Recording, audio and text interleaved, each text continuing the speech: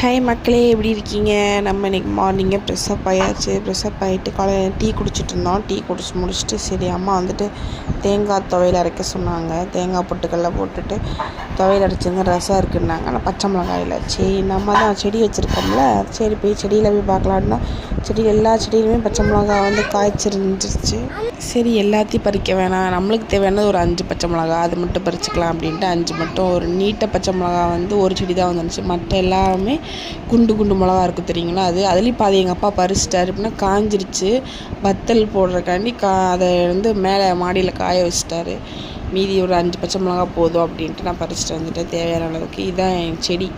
ஒரு 10-20 கிட்ட நட்டு வச்சுருப்பாரு. நான் போன வாட்டி ஊருக்கு வந்தப்பயே நட்டு வச்சுது, இந்த வாட்டி வரப்போ வந்துருச்சு பாருங்கள். இது காஞ்சி வத்தல் போடணும்னு சொன்னாங்க.